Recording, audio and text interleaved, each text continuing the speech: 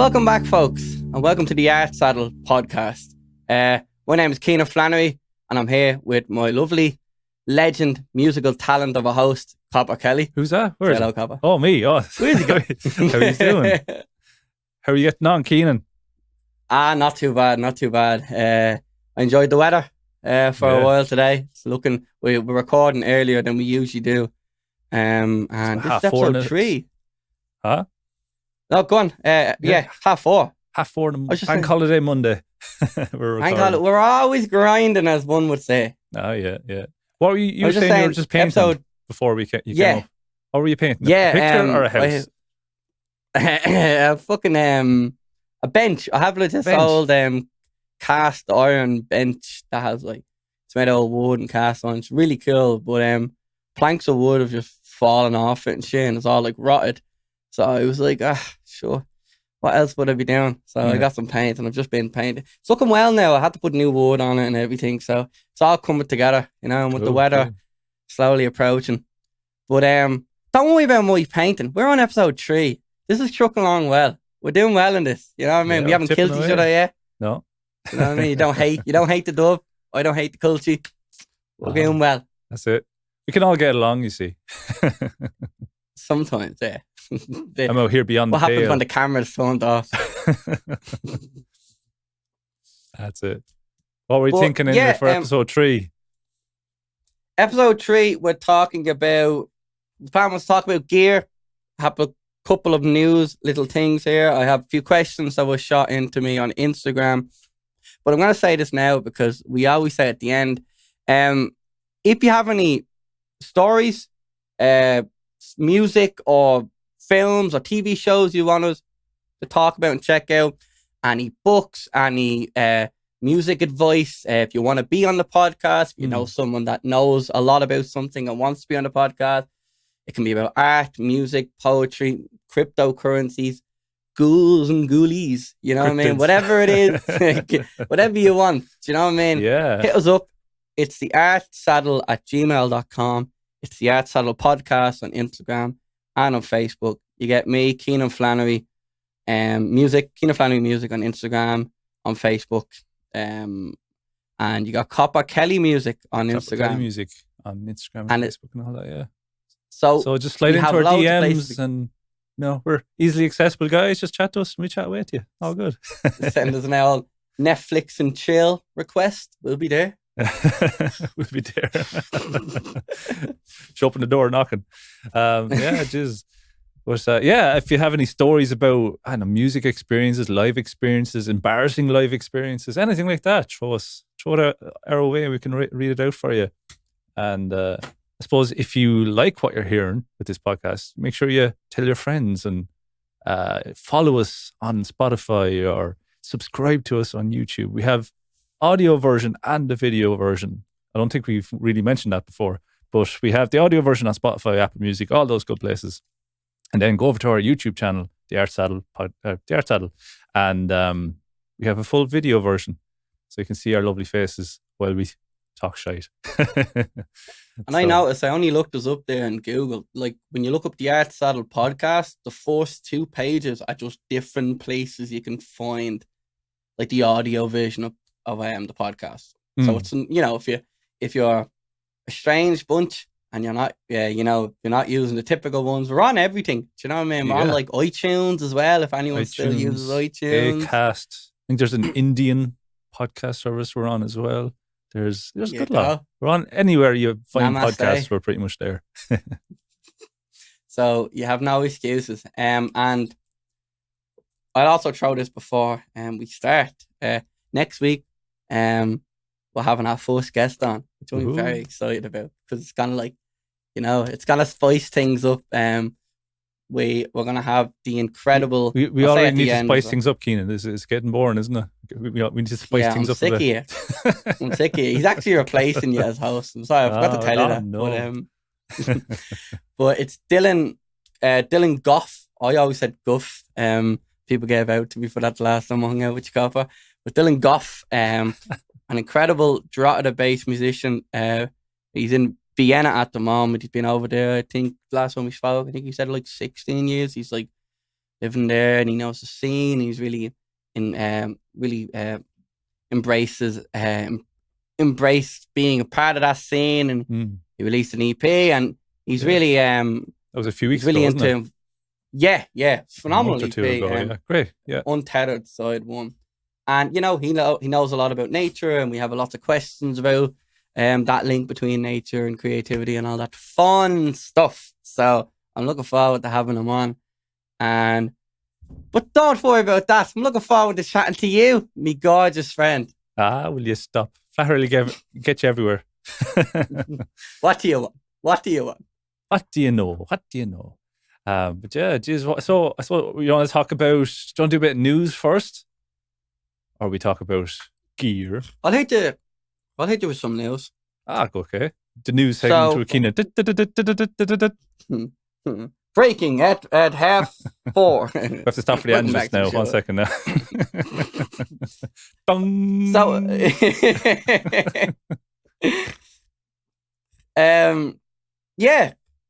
there's not much was happening this week. No.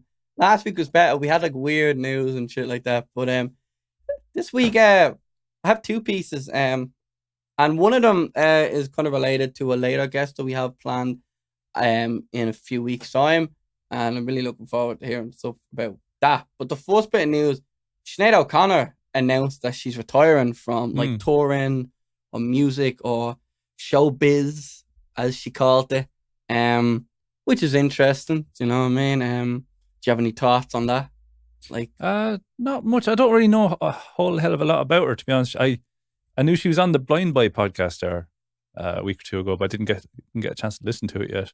But honestly, I don't know much about her. I didn't even know she was still touring. I suppose, obviously not in the last year and a half, but before that, I didn't even know she was still touring. I knew she kind of, didn't she, convert to Islam?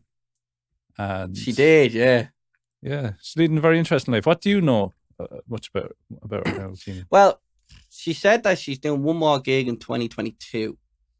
It's the NVDAs or something. I don't even know. I looked it up and I was just getting like, it's the same initials as like NVIDIA, the people that make like the graphics cards. So I wasn't getting anything. Maybe it's their press conference. I don't know. I don't know why they'd have.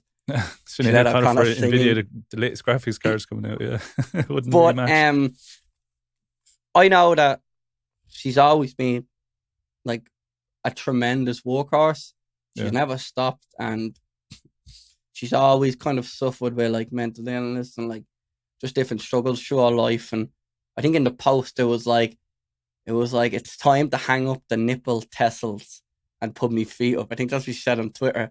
And you know what? She deserves it. Whack her feet up. Do you know what age? She's like, fuck it. She has to be in late 50s. I guess now, so. I guess so, yeah. Yeah, like, so she deserves an little break. Do you know what I mean?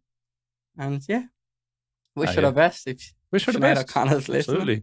More power to you, woman. And the second piece of news, Mick Jagger, Tom Jones, Yoko Ono, and Paul McCartney are among the few big names that have been on a big, social media campaign giving out about the basically asking for better pay on streaming services for artists. So, like, I'm two heads on this because I was talking to a lecturer, and I think I'll retouch up on my knowledge of what was said at this lecture in college, because I'm not gonna fucking make a show of myself. And I'll when we talk about it on a later date, because I know when we eventually get Fionn on, like, he done this in college. He done like a thing about distribution and all that shit. Yeah. And he talked about the streaming services, so we would know a bit about this. But I don't know. I think it's kind of like, I think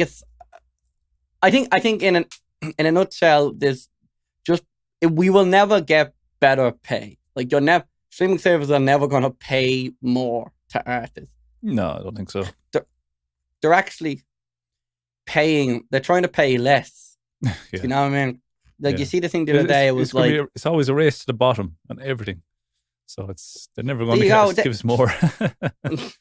Spotify put out a thing there not too long ago. I think it was like something to do with ads, and they were like, "We'll put you in ads, or we'll do something with your music, and you take like less, but we will like use it for stuff." And this like level of, we're gonna give you less, but we're gonna give you exposure as well, and it's just a way to bring you more and more down. And I think it's always going to happen. I think we discussed that element of the business model they use in terms of basically what they do is, if anyone doesn't know at home, they, you release a song and it's a folk song, it's a country song or whatever, and you're grouped into that category on Spotify. And say folk gets, like, just to keep it small, folk gets 100 listeners a month, and you get one of them 100 listeners. You get like whatever money is designated, or whatever money that 100 listeners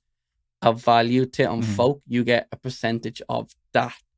But it's not a percentage of kind of the overall pot. Do you know what I mean? Like, there's money designated to each genre. Is that kind of...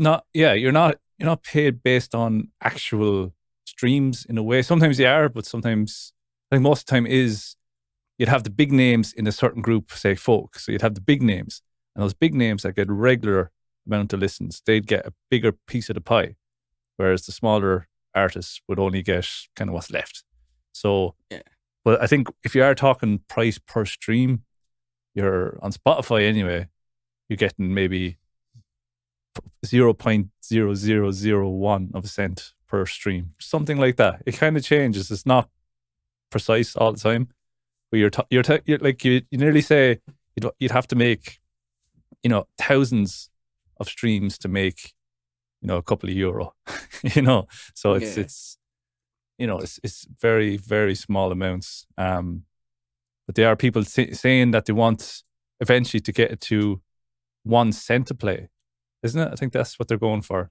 Yeah, that's the goal. That's the goal, anyway. Yeah. But it's not really feasible either, because they will have to bring up the price of your subscription. So I think at the moment it's a tenner a month for Spotify.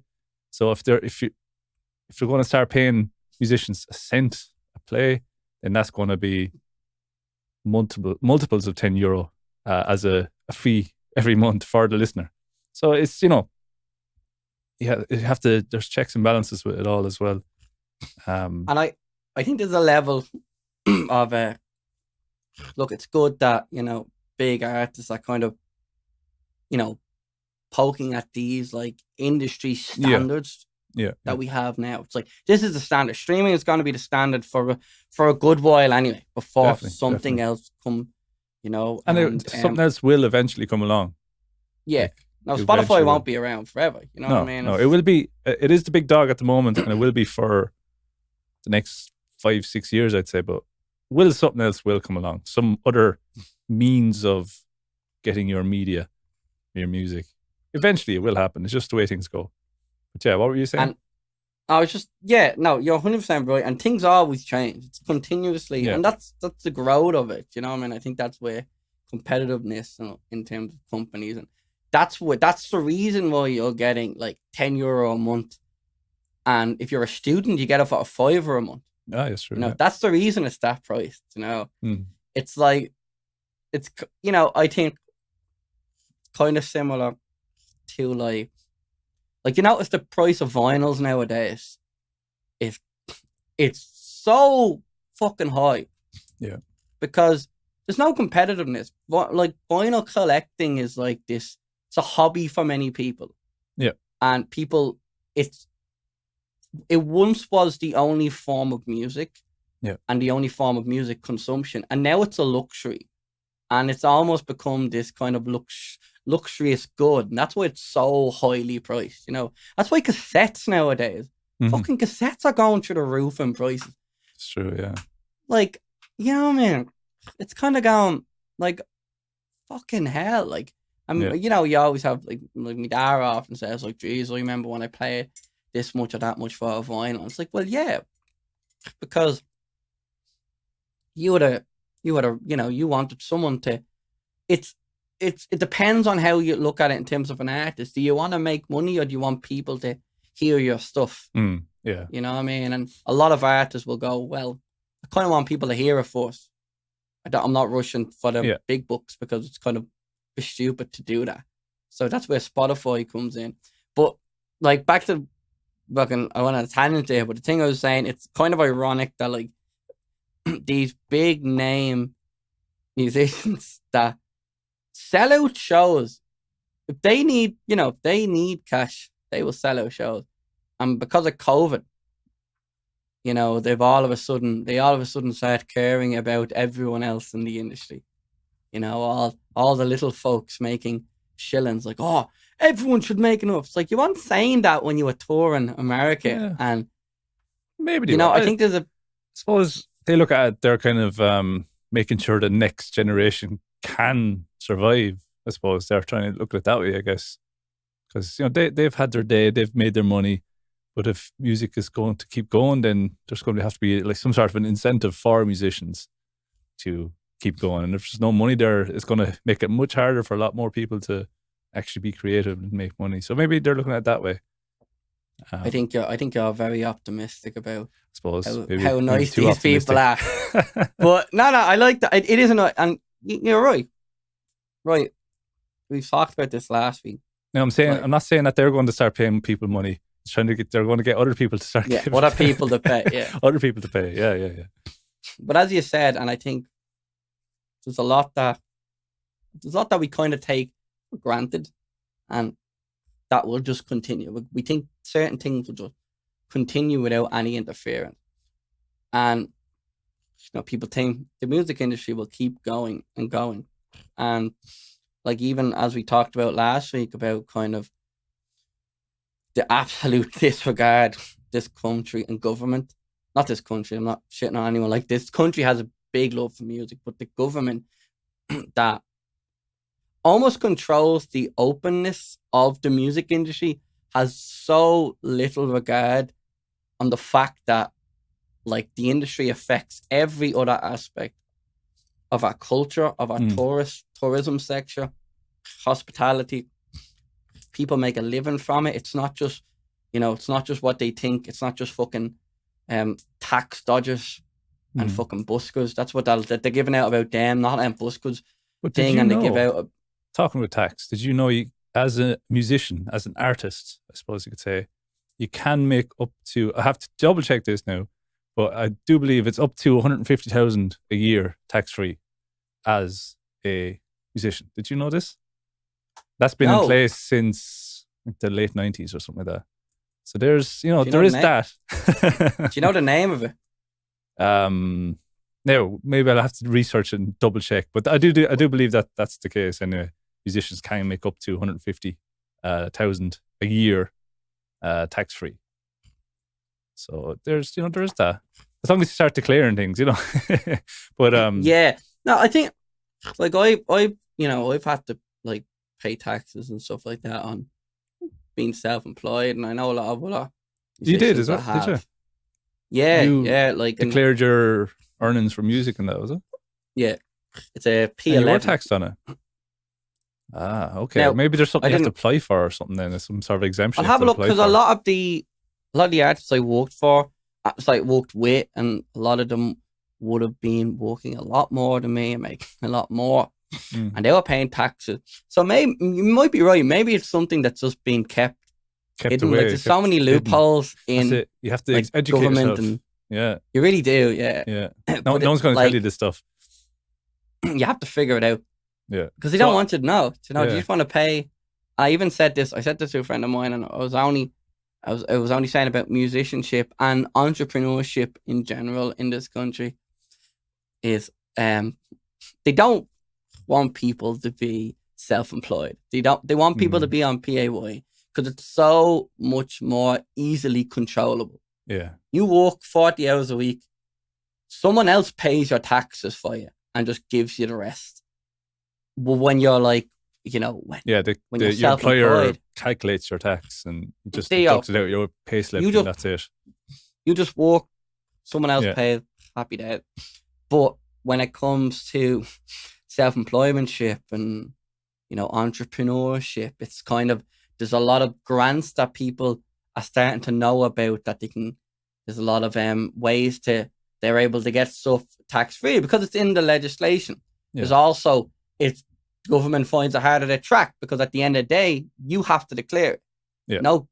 No, third-party company is going to declare what taxes you make. No. And most musicians, most entrepreneurs do it. Most of them go, I made this much, I declare it. But for, it's just as a tax collector in terms of the government, Zebedee. it's just easier to keep. Yeah, what? Zebedee. Come down. Get down from that tree, Zebedee. No, I want to come down from the tree. That is the gospel according to St. Luke. I don't like Luke. I don't like Luke. Oh man, I haven't seen that comedy special in years, man. I'm returning.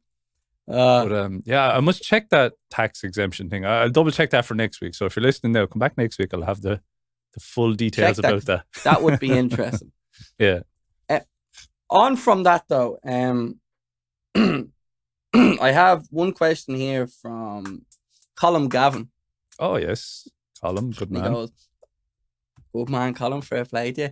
He sent me a question. He said, what is your favorite brand of detergent? Of detergent? Yes. I thought he was going to say whiskey or something first, but detergent, as in like washing your clothes detergent.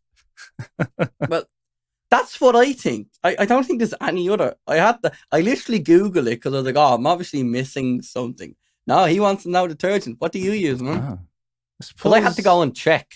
Yeah, I'd have to go think about it. I think Lenore is a major brand, so that's probably the one I get. I don't know. If it looks nice, then okay, it's a nice blue color or something. I went in and literally the last box was thrown out. So I just went to my man. I was like, hey, man, what detergent we use? And she's like, I don't know. It's from Aldi and it's pink. It smells nice. So that's all I can get from it. You know what I mean? I have to use the non-bio stuff. That's the only thing. If I use the biological stuff, I start getting all itchy and stuff. So I have to use non-bio. Yeah. So I think we use sensitive as stuff. this conversation will get, I think. We'll stop it there. We'll just move on from there. We'll flip down its head. What's your favorite brand of whiskey? Are you a whiskey drinker? Me? Yeah. Oh yeah, yeah. I went for a while where all I would drink was whiskey. So I mean, then I went off and not that I went off, I just stopped kind of drinking and then my tolerance for it dropped and I was like, ugh. But I'd be simple enough sometimes with I just keep simple with Jameson's. I like Bushmill as well. And the past while as you found out the other night when we were on call. Yeah. I've been loving the old JD and Coke. Jack Daniels. I hated JD for years. I just thought it was too kind of heavy and really it made me throat really rashy. But when I had it with like Coke, I was like, shit's good. I like my whiskey as well. Like JD, like Jack Daniels on its own it's okay. It's not the best whiskey, but you have to have a bit of Coke in it, all right, just to sweeten it up a bit. But did you ever hear of the drink, the black tooth grin? No. The black tooth grin, no. There's a famous metal guitarist called Dimebag Darrell. You've heard that name, I'm sure. Have you? Yeah, I know. Yeah, he's in Pantera, but he loved his whiskey and his Jack Daniels and Coke, right? But he made a drink, the black tooth grin. So normally a Jack Daniels and Coke could be like a quarter or maybe a quarter whiskey and 3/4 Coke, depends on how strong you want it. But a black tooth grin is the other way around. It's 3/4 whiskey, 3/4 JD and 1/4 Coke. So that was his regular drink that's always in his hand. But fucking hell. Yeah, that's rough. But otherwise, I like drinking my whiskey straight, and I like Slane whiskey. That's a really nice one now. Slane where they hold saying that the other day, concert. Yeah, Slane whiskey and a bit of powers. A bit of powers. You can't beat a bit of powers now. Yeah, I like the good old Irish whiskey. I had a whiskey there the other day. I was out in Fumes, and he was like, "Oh, let me he's mad into making cocktails. Yeah. So he made me a whiskey sour, one of my favorite cocktails. Oh. Fucking loved them. Yeah. But he made it with Jameson's like apple flavored whiskey. Oh, okay. He did, and it was lovely. But the fucking whiskey itself, like you think, kind of going, it probably tastes like some sort of cider or something. But no, it just had this like beautiful, fresh, green apple taste to it, and it was on whiskey. It's fucking gorgeous. Nice. Right. And I had a lovely box. It was a lovely fucking bottle. It was nice and kind of nice and green. So there you go. It's lovely. It was. It's lovely. That's the rest descriptive nature right there. Yeah, but yeah. fucking, it was a nice, lovely drink. Lovely. So if you ever see it, pick it up. Oh, yeah. I didn't even know that existed, so that's cool. Fair play. Yeah, geez, do you have any other questions there? Let me see. I have a few suggestions from a few folks. Yeah. I think I'll send them over to you after, and maybe we can check them out and come back and chat about them, you know. Okay. Suggestions for topics and things, is it? Yeah, no, more recommendations of like kind of like things to check out. You know what I mean? Okay. Cool. And Kit wants us to play games with guests. So I might think of some games, you know, strip like poker. Strip poker. Well, just stripping. Yeah, just strip. Yeah, I'm off. Look. Hey! It only took us 3 episodes. Look at you. Bleeding going already, like. This is what fucking lockdown is doing to me. Yeah, I have a few things here, but I think it's more of there's one here about stories behind the lyrics, and I think we could pick a song from each of our kind of catalog. Okay. And we could ask, like, I could pick one of your songs. All right. You could pick one of mine, and then we just ask each other, like, tell me about this one. Yeah. And then you can kind of go up and win. But we could do that in another episode we want. Or yeah. That's cool, yeah. We'll cool little ideas. So yeah, that's good because we need to prepare. I need to like listen to one of your songs like in depth and kind of get my interpretation. Give me that 0.001 cent. Yes, yeah. Oh, another thing with that, if people didn't know, how a play is counted on Spotify is if a song is played for 30 seconds or more. So once you reach that 30 seconds, that counts as a play. And so technically you could just like start again, goes 30 seconds, that's another play, and start again and goes, you know. So just so people know. But going back to the same, what's the story of podcast? Just sorry to jump in, but isn't that like slightly bit longer, or that yeah, I don't know about that now, because obviously podcasts can go on for hours and stuff. So I don't know really if it's not really counted that way either. It's only, say, I suppose we can see how many plays we've had, but it's not really public. You know, it's like, you know, on Spotify you can show how many times the song's been played, but it's not the same with podcasts. Yeah. But I think podcasts, like Spotify, obviously they are making a big push for podcasts in the past year or two after buying Joe Rogan, or, you know, not buying it, but licensing it for to be exclusive on Spotify. Do you know the Joe Rogan podcast? They paid like $100 million for it or something like that. So they're really pushing the podcast side of things on Spotify. So it'll be interesting to see what they will do with it in future, how they're going to evolve and stuff, because it's not the best for podcasts. It's kind of hard to find what you want exactly, but there are better apps for doing it. But I use Spotify, you know, 90% of the time for podcasts. I think a lot of people, it's almost like, you know, I do see a lot of people, even with music, going, oh, I'm not putting my music on Spotify. I'm not I'm not putting myself into that filter. I'm going to only put my music on Bandcamp. And it's like, all right, well, cool. And like, part of me kind of goes, well, that's a really noble thing. But I wouldn't do it because I'm like, you know, like, I think there's a level of going, you know, that's like saying money is heavy. I'll put my song out on CD, but I won't put it out on cassette tape. That doesn't really make sense. But you know what I mean? It's like putting on one format but not the other, even though you're kind of shooting yourself in the foot. You're not kind of giving yourself But it's almost like exposure. But it's like going, okay, I'm only going to put my stuff on cassette. There we are. Even though CD. More people that makes more sense. Listen. Even though more people listening to fucking CD or vinyl. It's like, okay, I get it. And I get it from a kind of, we want better pay. So if we all stop using Spotify, they need to pay better. And I get that. But people, like, I think like even and I'm sure you feel this way as an artist, and I know a lot of artists that do feel this way. I'm going, as a consumer, it's nice, like, with the kind of the recession we're heading into in this country, or we're in at the moment, and like kind of the unprogressive wages that people get now, when no one's really moving up in companies, everyone's getting flat. That €5 or €10 a month is beautiful. You can listen to all your music, and as a consumer, you're like, yeah. But as an artist, you're like, exactly. No. So it's like you kind of have to go. And it's not like that person saying, I'm not going to put my music on Spotify.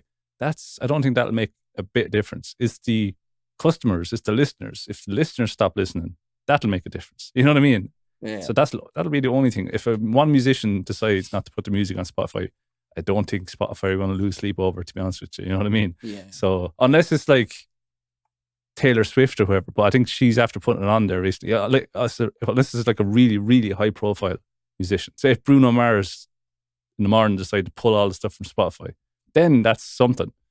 But if it's, you or me, they're like, who? Sorry.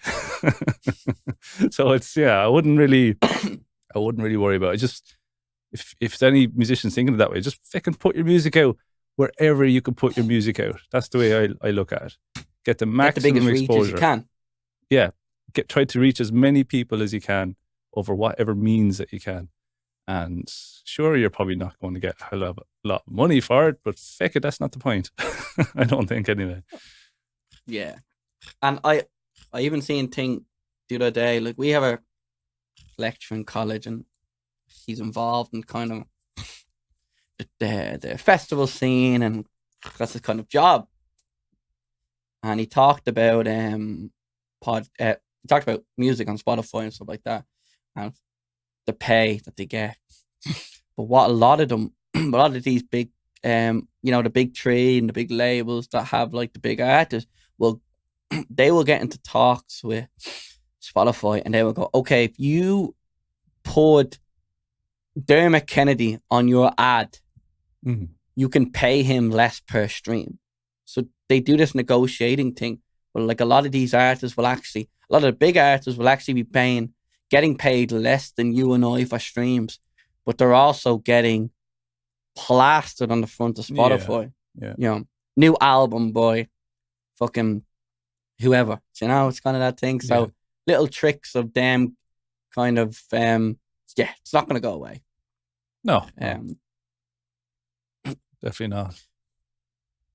But I think we're finally we've done a nice bit of talking there. We're having as the young people call it, banter. Banter? Isn't the young people call it that? They'd have something else, surely. They have like words like sheesh and stuff now. This. Is that sheesh? Bussing respectfully. Sheesh. Yeah, on fleek. I've been doing some of that. Old at this stage, I don't know. On fleek, relax you dinosaur. On fucking fleek. That's well out of fashion, I would say. Shows how tuned in I am, I guess. Hip to be square, yeah. Hip to be square. But I think we're kind of onto the topic of gear. And as we said before the podcast started, like we really didn't have any set question or directions. But I would ask you, what gear do you have, like the essentials? Yeah. And is there anything you have do you almost regret buying, or kind of go, I don't really need it? Do you know what I mean? It's more of a brand or seen it, bought it because of the brand or something like that. Yeah. Well, for me, if ever I'm going to buy a piece of gear, I will research the ever living shite out of it. I will look at reviews and look at alternatives and look at prices and look at everything. So if I'm buying, say, I buy this new microphone, or it's not new at this day, I have a few months now. This Shure SM7B microphone. It's like the one Joe Rogan uses. Is like the industry standard for podcasting, and even like Michael Jackson uses it on a record for singing. Dave Grohl uses it for recording vocals, things like that. But before I went to buy it, I researched the shit out of it. A friend of mine had one, so I borrowed it off him, tried it out, and I fell in love with it. So now it's like my most used microphone. I use it for everything. But going away from that and going off in tangents now. So like, yeah, like I suppose I have my own home studio here, and like yourself, Kenan, you have a few bits of gear that you can record yourself. And in the last decade, this has become way more accessible to the normal musician, let's say. So you don't have to spend tens of thousands of euros and go into a professional recording studio and pay some massive producer to produce it. And like albums can cost up to like 30-40 grand, even a hell of a lot more if you're talking bigger scale. So you can produce an album now for a few hundred if you're being very frugal about it. So and depends how much external resources you're using and stuff like that, external musicians and things like that as well. But basically, like you need an interface. Well, you need a decent computer. Number one, a decent computer anyway. So you want something with like an i7 processor at least, or even if you're looking at the new Macs, the M1 Macs, they are looking savage. I'd love to get my hand on one of them someday. Apple have their new chip. I can go in and on that as well. Like I like my IT, my computers and stuff, so I can rant on about that as well. But as long as you have a computer with a decent CPU, that's quick, like an i7 at least, because if you go to an i5, you'll have to start managing resources and it can become an awful pain in the arse. But like I have a computer with a nice i7. You need a sequencer or a DAW or just a recording software. So like you have Pro Tools and stuff there, like the industry standard, and you use Pro Tools. And I studied in college sound engineering, so I learned on Pro Tools as well. And I used it for about 10 years. And for about 3 of the final years I was using it, I was paying €27 a month subscription for the full version. And it was such a waste of money, I tell you, because I've gone to Reaper now since. And you can kind of keep using it for free. But if you just want to buy it outright, it's like 70 quid. That's it. And it's just as powerful as Pro Tools. So I researched all that. I had to learn how to use these programs and stuff. So if you are thinking about what fucking DAW to go for, anyone listening here, I would highly suggest Reaper. And that's coming from someone that used Pro Tools for 10 years. So, take that as you will. But after that, then you need a good interface, which is like your USB interface. It's basically the box that you plug your microphone in, and that will connect then to your computer. So the computer can take that microphone input. And they are becoming so much cheaper as well over the years. Because when I was in college, maybe, 10, 12 years ago, I bought an M-Box. Do you remember these M-Boxes from Avid, who own Pro Tools? Yeah, my lecturer was telling me about them, yeah. Yeah. I got this M-Box and had like 2 inputs, and I think it cost me nearly €500 or something like that. It was very expensive. And even now, I still have it, but it's not very good. It's like there's so much latency and delay and stuff like that, so it's not very good now compared to what you can get today. So today you can get like a Behringer Euphoria 2-input thing for like 60-70 euros. And that'd be way better than that €400 or €500 I spent on that inbox 10 years ago. So like it's a very low barrier of entry to recording nowadays.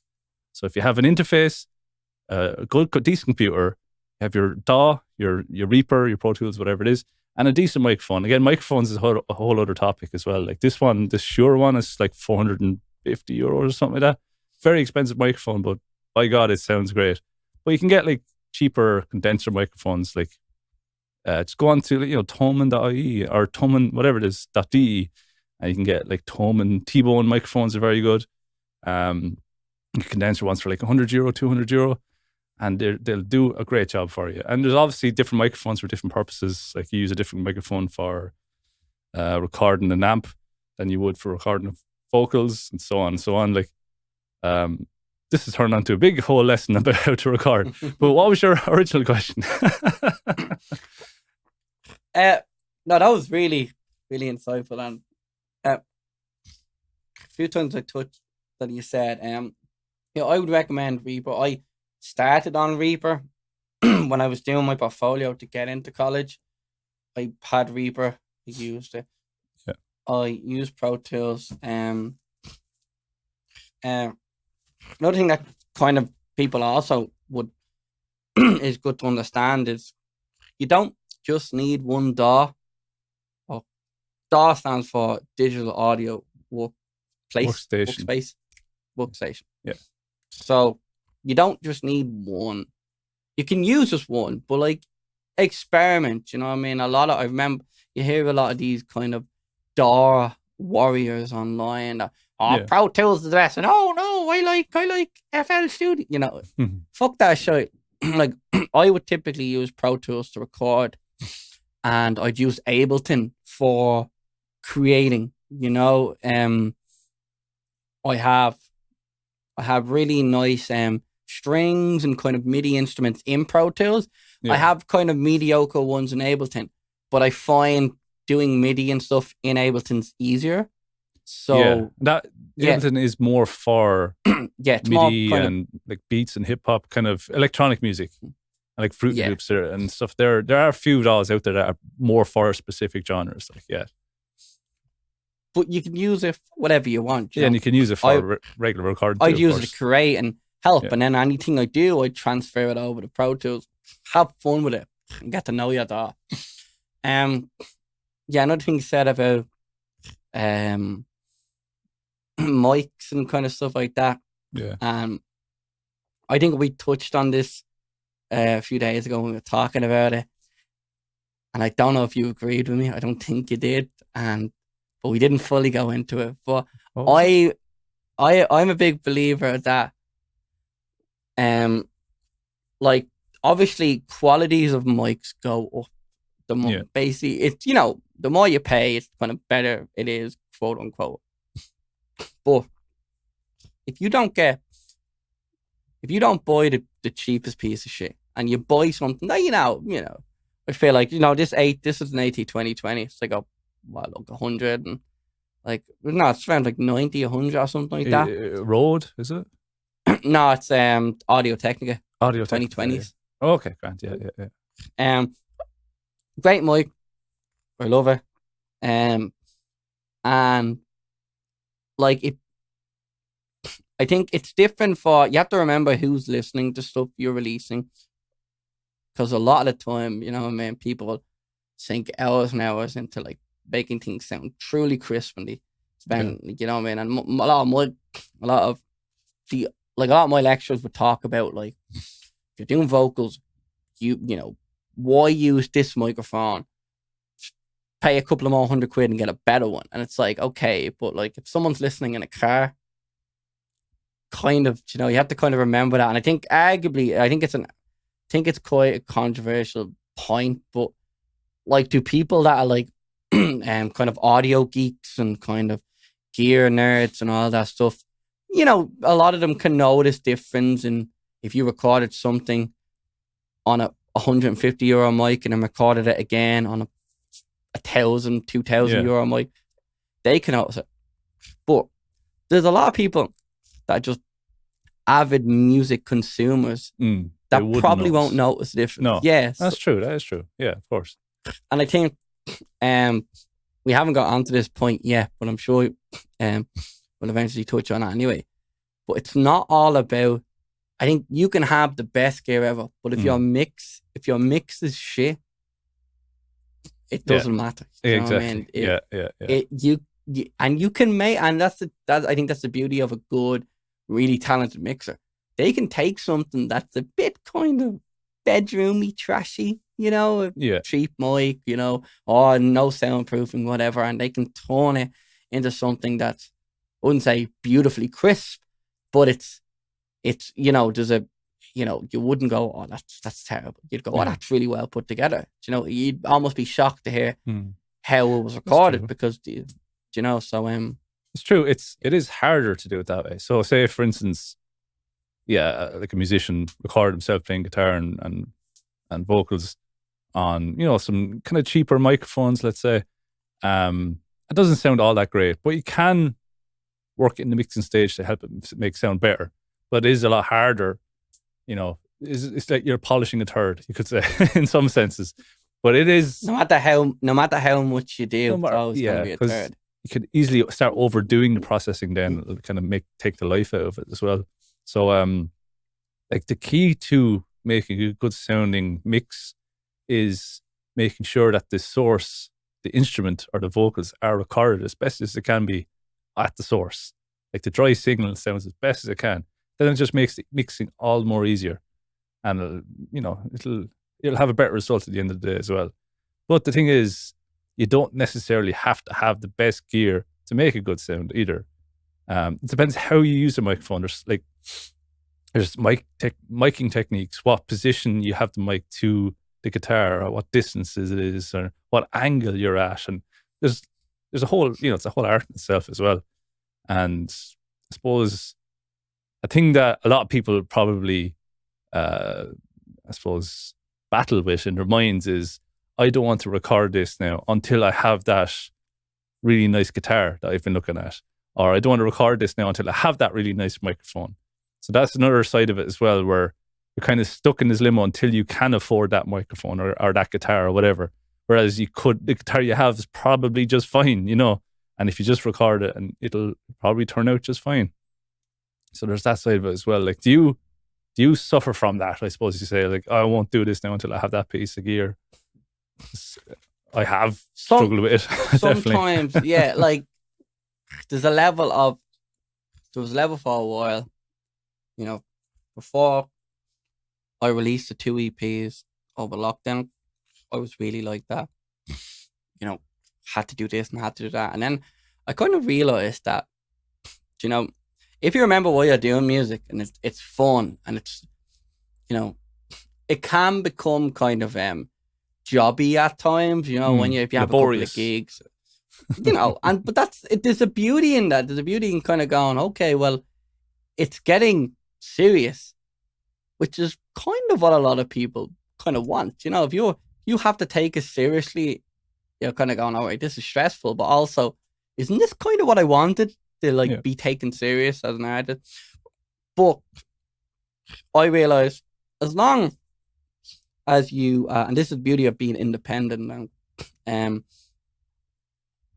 you can release anything you want and then re-release it.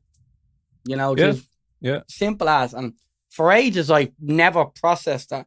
There's tracks off them 2 EPs that I've done that I could have imagined a string section. I could imagine drums or a full band or maybe some backing vocals. And fuck it, why not? Eventually down the line when I go, done with that song, maybe I'll do it again with a full band. Yeah. There's no one stopping me, That's it. And I think I have an example of that actually, because there's a song I released on my first album that it's like the last song on the album that I recorded anyway, released it. And I listen back to it now, it's like, that song is better than my recording.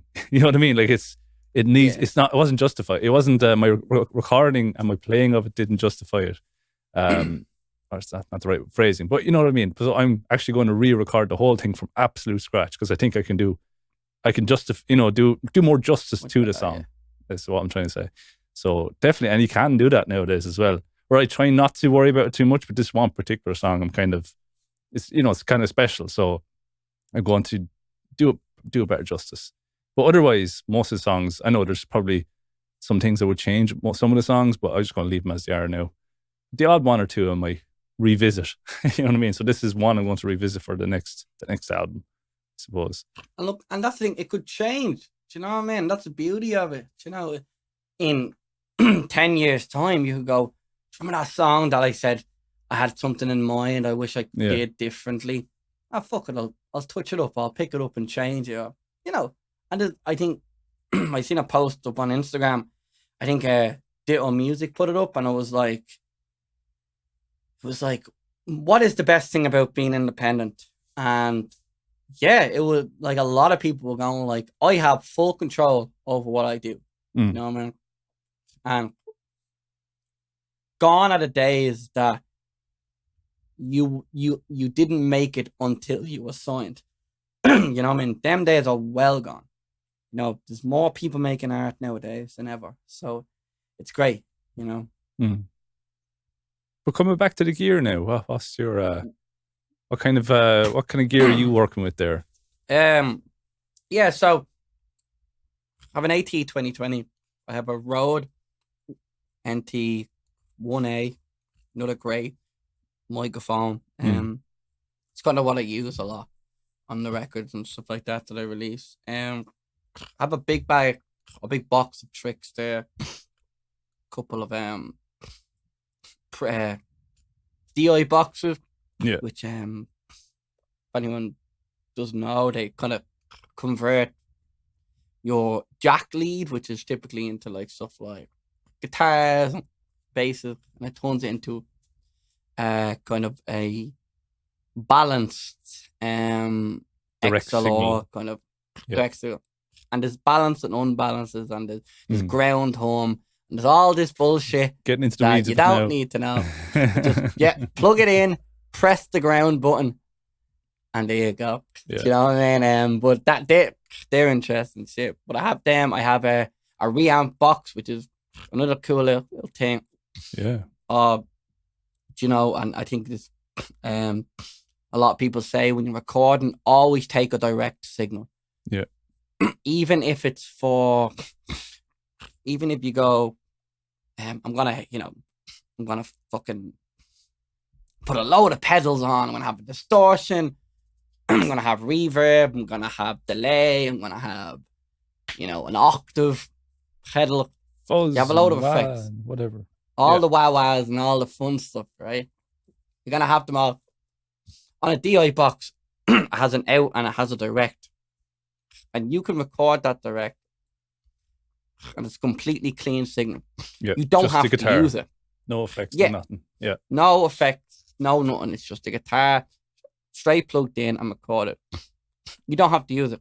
But the beauty of it is, if you have a reamp box, you could play your thing, and then you could go, okay, a friend of mine has a $2,000 amp.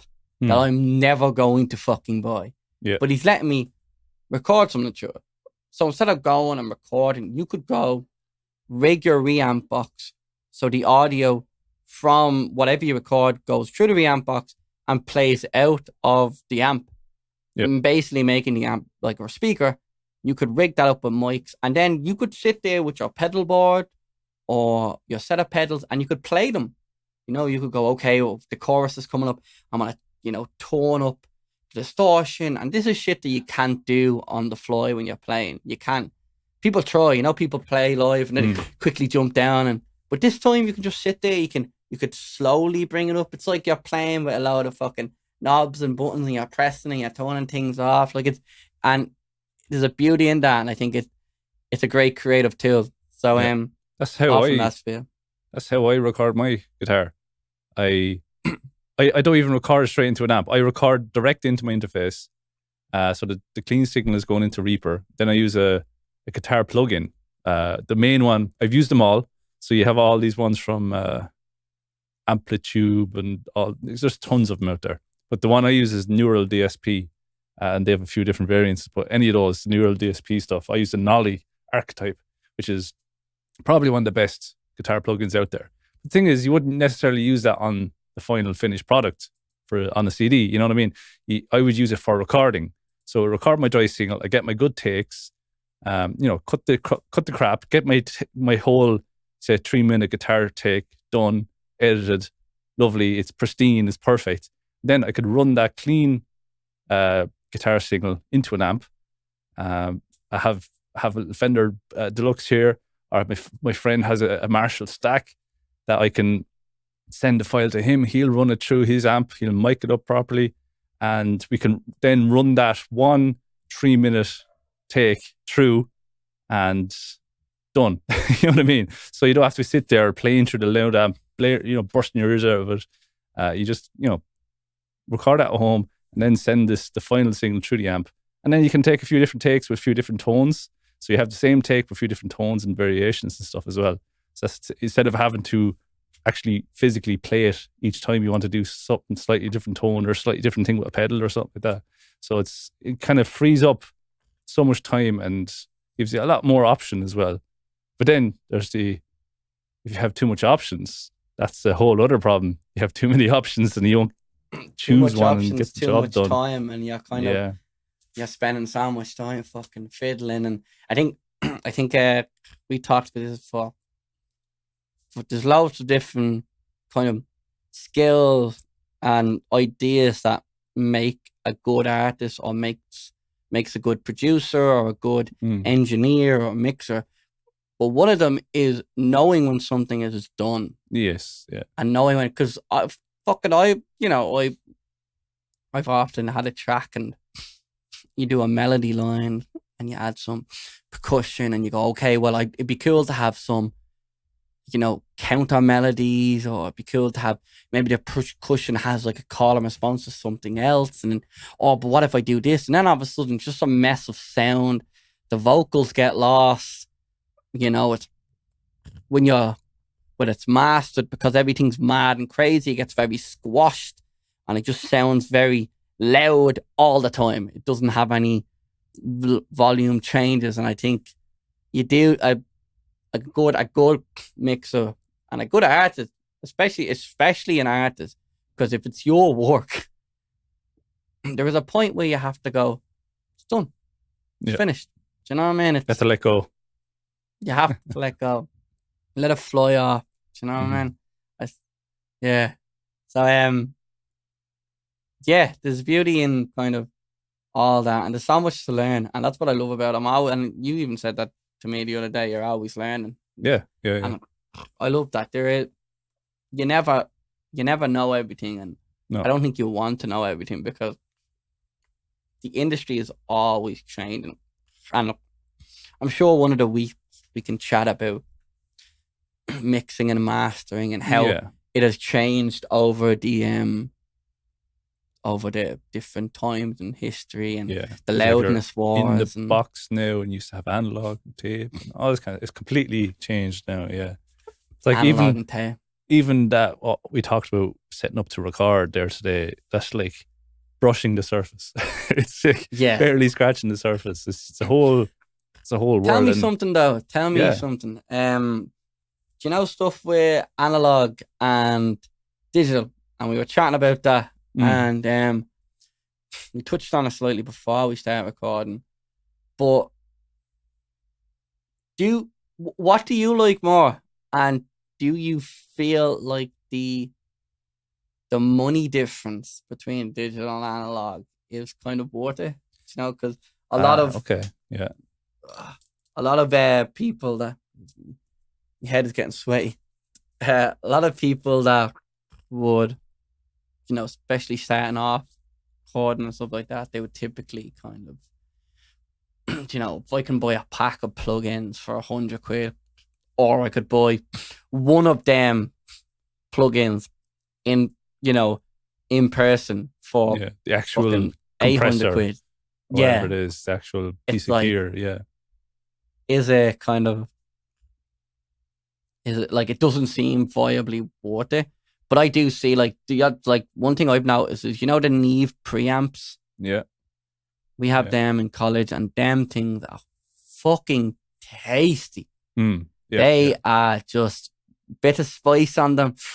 Spicy. Mamma mia. It's fucking good stuff it has a nice warmth to it. And I think, but would I go out and spend, they're bleeding 10 grand or something? They're mad expensive. Well, preamp. I think you can get some interfaces have the Neve preamps built in, and they're not that expensive. But yeah, if you're going for a big Neve mixing desk, it can cost you $1 million. So they're crazy money. But the thing is, how I'm recording now, I'm literally, my microphone is directly into my interface, and it's a digital signal. There's no analog compressor or preamps or anything like that. So the signal is as it is now. But if I did run it through, I do have some outboard gear here where it's compressor and preamp tube preamps or valve preamps, whatever we like to call it. And if I did run my microphone through that right now, it would add that little bit of warmth and maybe a little bit more saturation. And it might be very subtle to the casual listener. But the thing is, it's kind of when you're mixing and you're recording, you're basically building on a whole load of little subtleties to kind of just make that signal a little bit better each time you process it with something. So you're basically building on tons of little subtleties until you get that final sound for the vocal or whatever it is. And if it was purely digital, it would sound a lot colder and more direct and in your face. That would be the purely kind of digital sound, I suppose. But then, yeah, if you do add, like, you can get plugins that will emulate tubes or an analog tape or anything like that, but they're never going to sound like the real thing either. Whereas a plugin, you could buy it for 20, 30 quid. The real thing might cost you 10 grand. So what's the trade-off for you as well? Because I've tons of plugins. I've loads of Waves plugins, of Fab Filter plugins, and I've spent probably hundreds of euros, probably 1,000 plus on plugins over the years. And I have my favorites now. I know what I like. And I actually use very little. If you were to look at my sessions now, you'd be like, you have that nice plugin. Why aren't you using it? Because I don't know, it's overkill. You don't need it. So I'm very subtle with what I actually do and what I use. I use the basics now. I used to use all the fancy stuff, but just the basics is all you need. It's not going to make your mix any better if your mix isn't good to begin with. Do you know what I mean? So you have to strip it down to basics. But the thing is with plugins, if you were to emulate like a 1176 compressor, that 1176 compressor probably costs thousands and thousands of euros for that compressor in real life. Whereas the plugin, you can get one for 30 quid or whatever it is. It will sound very like it. And I have done like A/B mix kind of shoot offs, and they do sound very like it, but it's not the same. But the thing is, plugin makers, they can get like extremely close to the original analog gear. But the thing is, you would need like almost like a supercomputer to be able to run one instance of that plugin on one track. Whereas the ones that they do release are more streamlined, and they do capture the color of the sound, but not the whole. They don't emulate it 100% because it would take too much compute resource to run it. Whereas the ones that they do release are more slimlined, cut back. They sound like it, but they're not exactly like it. But then you can run 100 of them in your session, no problem. Yeah. So there is that. It's a game of balances, checks and balances, I suppose. So if I have access to analog gear, I'll use it.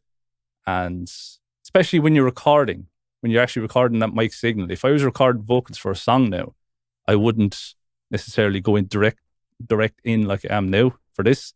I would use my tube preamp into my compressor and then record that signal. And then use digital plugins later.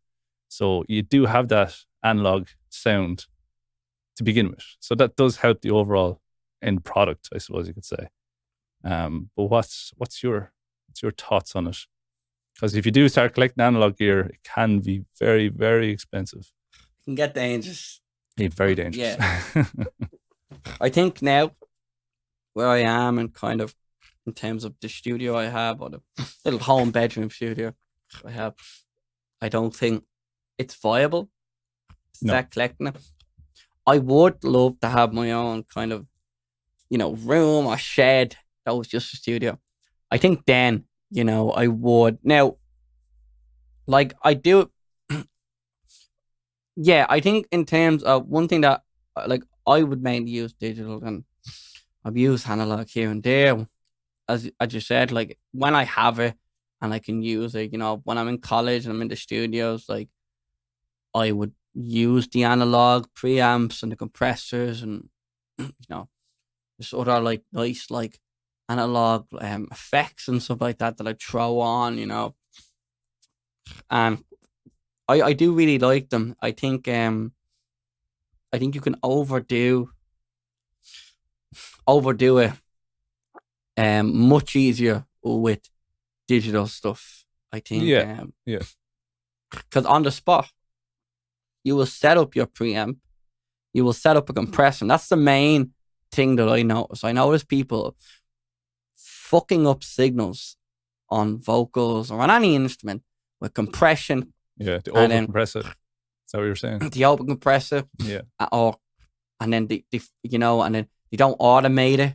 You know what I mean? I think that one beauty of, back in the day when you're recording on tape, they would ride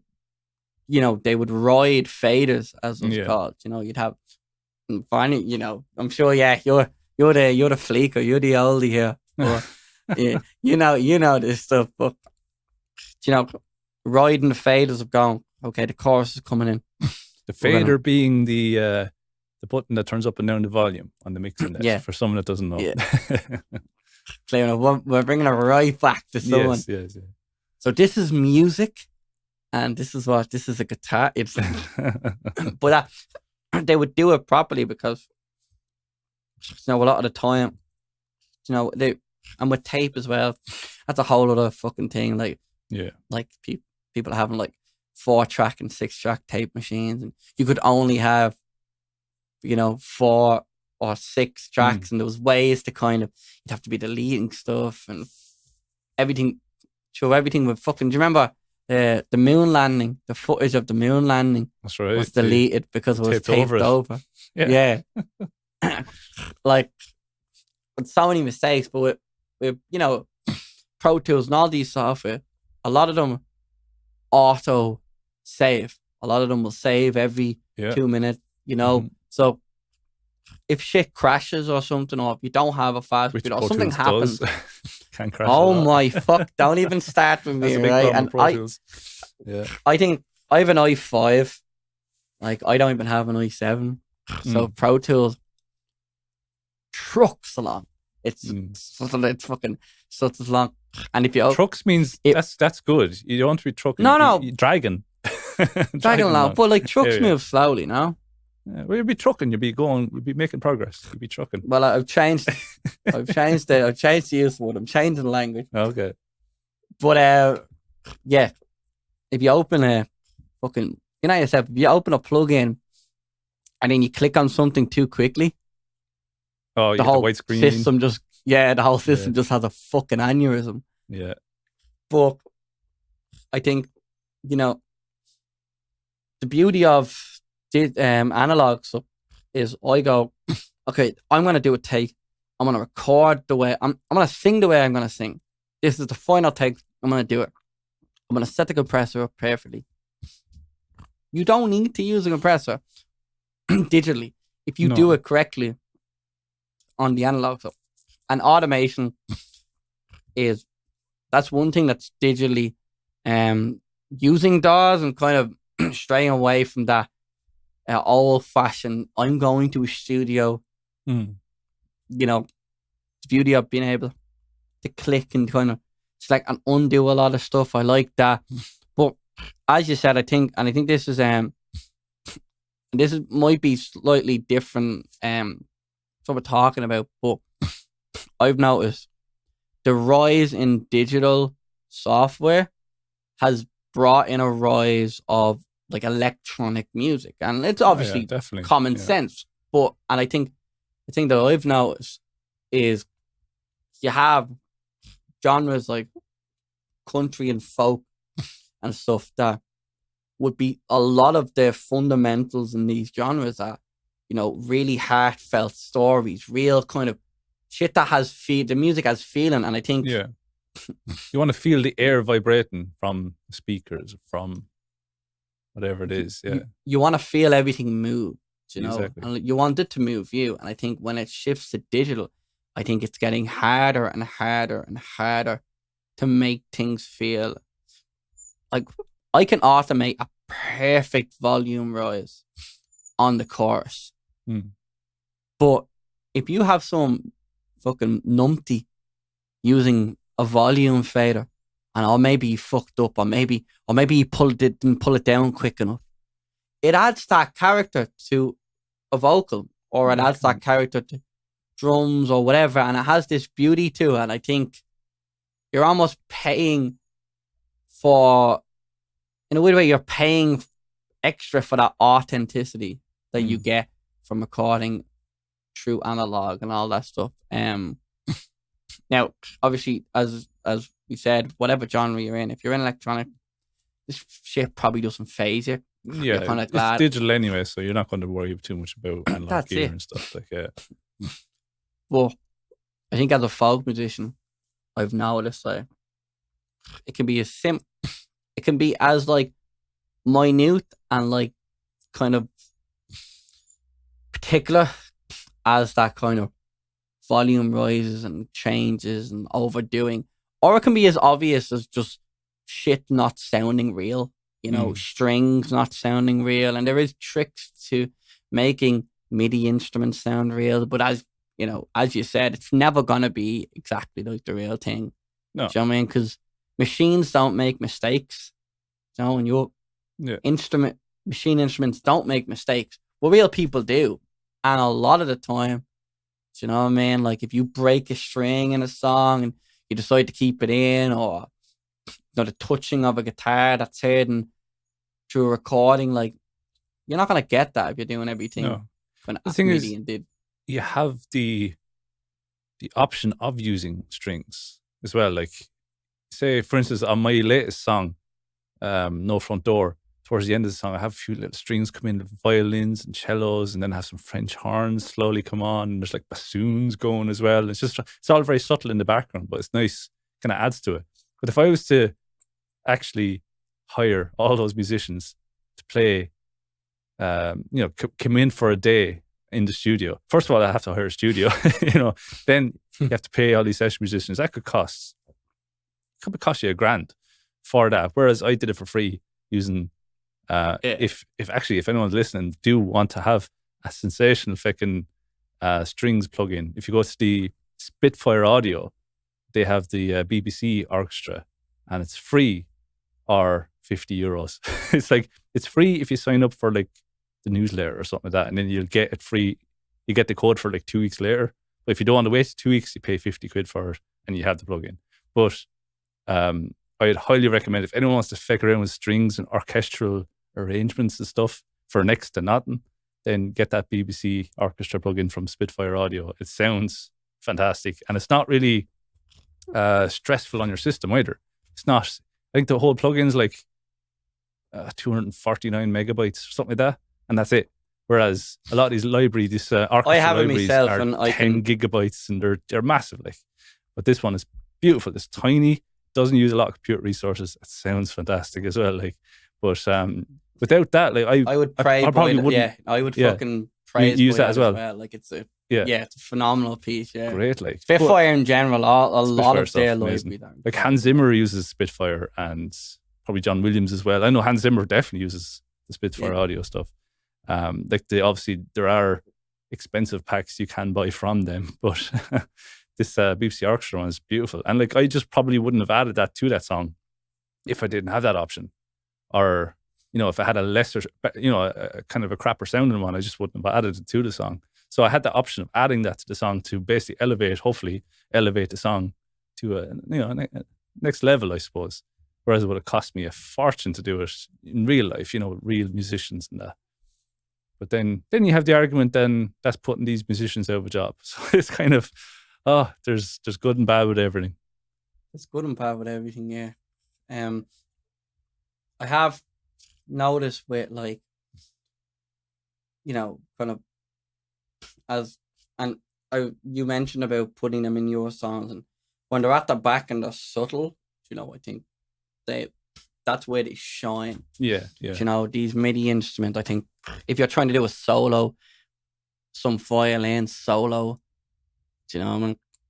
And you want it to be up close and personal, and it's only one violin. That's when you start kind of going, you start noticing. Then you wouldn't know. You wouldn't use it that case. You know. Because like I have a violin on one of my songs, Get Gone, and I hired a guy off Fiverr, paid him like 50 quid or whatever it was. And he played, he's a legitimate violin player, and he recorded himself. He's from America, whoever it was. So he recorded it and sent it to me, and I mixed it in. I wouldn't have done that on MIDI. It would have sounded horrible. But I actually, I sucked up I bit the bullet and paid the 50 quid and got him to record actual violin, and it makes the song. So, Did you compose the violin section, or? Well, I suppose I gave him the chords and the progressions and stuff, and kind of told him there was some like lead parts of guitar that I did on that track that kind of would have given him a guide to where he would want to bring his melodies. You know what I mean? So he basically composed his side of it, and there was like some guitar solos where we did like harmonies and stuff. So he followed what I was doing harmony wise. So that would have influenced what he did for the rest of the song as well, and that kind of thing. So it's kind of a what should we call it? Like a working together, even though we weren't in the same room, right? Like that, you know what I mean? So that's definitely, if you are doing like a solo violin part, you wouldn't want to use digital MIDI audio for that, because it would be incredibly obvious, and it would detract from the song. But like what I was using, the nice strings in the background, just as like an accompaniment to the song, then you can get away with it. It's a lot more. It's easier to blend. It's easier to sound more real. It gives that kind of depth to a song as well. Yeah. You're kind of using these, and we've been talking about kind of stuff losing its character when there's too much digital MIDI stuff going on, and I've been trying to practice that, because I do really like the freedom of, I know a bit of music theory, but I like the freedom of kind of not really needing it. This could be another topic for another day, to be honest with you, as well. Music theory. Do you need it or do you not? So that could be, we might write that down and we'll talk about that another day. I'll write that down. Music theory, yeah. Like, another thought came into mind as well, another possible topic for future: auto-tune. What are your thoughts on auto-tune? Auto-tune, yes. So yes, I think if we start talking about that now, this episode is going to be like 2 hours long, so we could talk about that another day. Me and Fionn had so many debates over auto-tune, because he uses it and I don't. And but yeah, no. Put a pin in that. We'll come back to it. I won't start. I won't start. Yeah. You've set me off now. You have. But I've been trying. I have a couple of songs coming, and I've been trying to learn how to kind of keep energy and keep emotion and keep depth and character in my music while using kind of, like, I have a song that I finished the music video for, and it has bells in it, like really random kind of like bing, and like these like church bells, like, and they're really cool. I don't know what instrument it is. Do you know what I mean? But it's just a sound, but it just adds so much kind of like eerie character to the song. It's kind of like almost like it's spooky in a way, and I like that. Yeah. And I think it's like anything, people think, because it's so readily accessible. I would know a lot of people that would get into analog gear and learn everything about it. They want to learn all the ins and outs, how to use stuff, how to little tricks and tips. But they have a plethora of digital software and sounds that they don't learn how to use. They just use it. And I think if you that's take the thing as well, you want to learn how to use the plugin that you're working with. That's it. And you can learn how to take it from something that maybe it's used for electronic music or pop, and you can take it and transfer into your genre and use it in a smart way. And then all of a sudden becomes your staple, People start recognizing the weirdness that's in your song, but it fits because you're using it in a way that is not typically used. So it's just pretty cool little things, tricks and tips there. Yeah. And again, like as I said earlier, we're only scratching the surface of all this. We could talk about this for hours. Like mixing, recording, mixing, sound engineering as a whole is just such a deep topic. Which, it takes years of learning to, like, I've been at it probably 12 years and I'm still learning. Like, it's never ending, but I love it. It's a passion. I wouldn't be doing it if I didn't love it. So And it's always changing. Yeah, always changing. Technology's changing, as you said, different approaches, techniques, always changing. Yeah. Like I remember I had the first experience I had with recording was this like little 2-channel mixing desk that you put like batteries into it. Oh yeah. And you record a little shitty, like it was a 1/4-inch jack microphone. Just plug in like oh yeah. Before XLR, before you even knew what an XLR was. Oh man, just beep, switched it on. Hello, one, yo. I wrote all these rap songs on it. Yeah. Great little it was fucking shite. But like for the time, it kind of shows going, well, shit, it's been years, and look how much we've progressed to like having. I have like a 8-channel XLR interface with another 8 and they all have jacks in them, and then I have an additional 8 jack input in it, and it was just over 200 quid for it. You know what I mean? It's like, yeah, like fucking, you wouldn't, that's incredible. I can record an entire band with that. Yeah, absolutely. There's a beauty in that. So yeah, we're only scratching the surface and a lot of this, and there's plenty more talks about this in the future, and with guests as well, we'll touch and onto it, get some sound engineers on as well, and chat with them eventually. And there's just plenty more to talk about in this podcast, I tell you. Definitely sure in the future.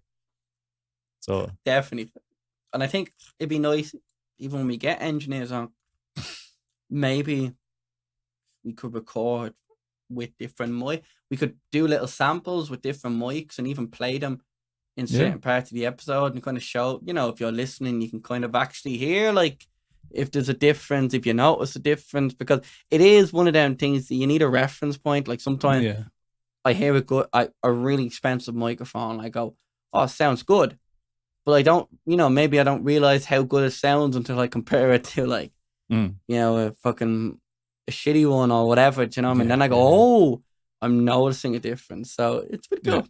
Pretty interesting. We have fun over here.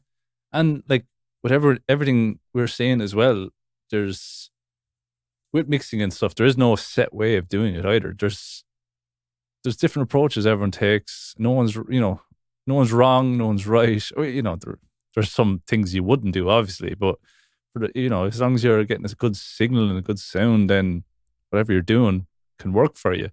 But if for some reason, if you don't agree with what we're saying, do write us in. Let us know what are your thoughts on what we're saying as well. Just be nice, and we'll have a debate, obviously, about it. Don't just say, "Oh, you're shite. You don't know what you're talking about. Shut up, will you?" That's no good to anyone. But if you have like a valid point, or if you don't agree with us and you have a different alternative, let us know. That kind of goes for future episodes as well. Get a good discussion going, and get talking. But talking on the socials, and that's it. The Art Saddle at gmail.com. The Art Saddle at gmail.com. The Art Saddle podcast everywhere else, and you can swing in if you're a company that's looking to send us free shit. Oh yeah. We talked about this before. We haven't got a hot sauce from Ella Concheco hot sauce, we're working on that. But if Neve wants to send us a desk, that's cool. We will gladly accept it. For a second there, I didn't know who the fuck you were talking about. Who's Neve? Like, Neve? Who's Neve? Like, Neve is that big company that makes very expensive mixing desks for studios. So if they want to send us a mixing desk for free, I'd gladly accept. And I wouldn't complain. I wouldn't complain. But I think that kind of does it for this episode. Do you think, or is there anything more you want to add? No. Next week. Get out of my house now. Fuck off. Next week we're gonna have the wonderful Dylan Goff on, and Yeah, so if That'd be great. Yeah, in the meantime, have a listen to his EP. What was Untethered, the name? Untethered Side 1. Untethered Listen Side to 1. his EP. Send us in any questions. I fucking should have wore his t-shirt because it's actually the next t-shirt down on the pile. Yeah. But if you have any questions for him or any, any of our guests, or if there's any questions you want us to ask everyone that comes on the show, get in touch and copper, well, I'm sure you'll think of some wacky questions to ask Dylan. You're a deviant for them questions now. So I'll think of something, all right. You will. See if there's any ghosts over there in Vienna or something. All the spooky ghosts in Vienna. Yeah. But yeah, I think next week's going to be a slammer. I think just to touch on week coming after that, I think we're going to, after Dylan's episode, it's just back to us two fucking idiots. And then I think the following week, we're going to have Fionn Griffin on. The fellow founder of the Old Soul Collective, which we haven't shouted out this week at all. Yes, letting the side down, Kenan. I am sorry. I'm getting all flustered. The Old Soul Collective. The Old Soul Collective. Actually, so that's our little it's our collective of folk and country musicians, like-minded and folks that help each other out and promote each other, and the podcast is all a part of that as well. Exactly. Do you know what I mean? And we have a lot of artists there, and we're hoping if anyone is out there and wants to get involved, it'd be great. I think, I think more the merrier, and we have a few plans. Do you know what I mean? A few plans and ideas, and people are releasing music, and we have a Spotify playlist of all music from all the art, all the Old Soul Collective. Should share that in the on Facebook or something like that. So I sent that Spotify link on.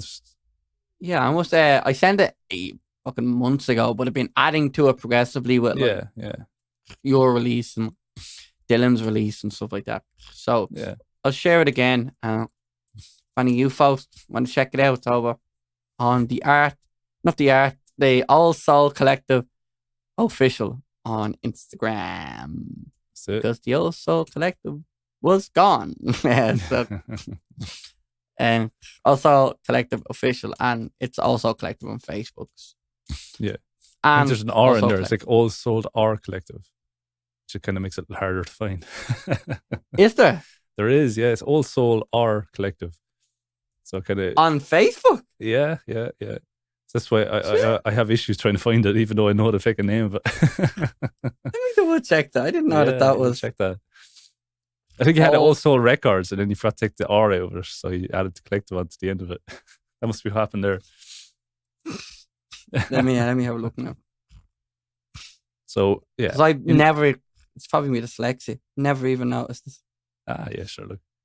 So find us on the old socials and follow us and subscribe and hit like and share. Tell your friends about it. If you have other musician friends or even music lovers, just share on this podcast. And we want to build a little community of like-minded people and have the crack and help each other out and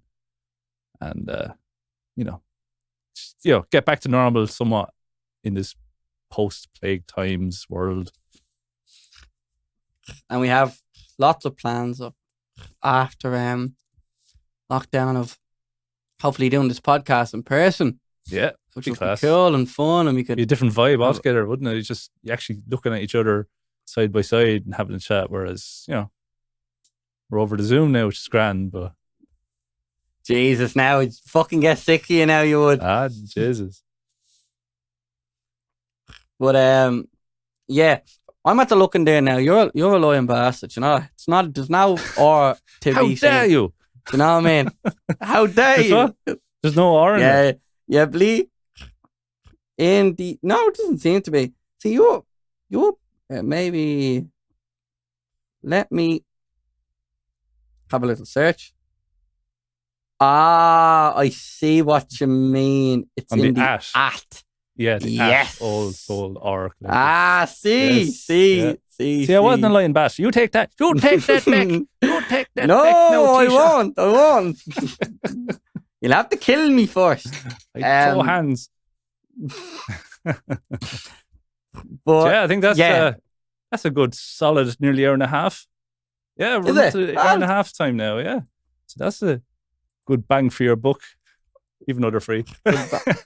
Yeah, we're getting 0.0001 cents. Yeah, that's it. Fucking load.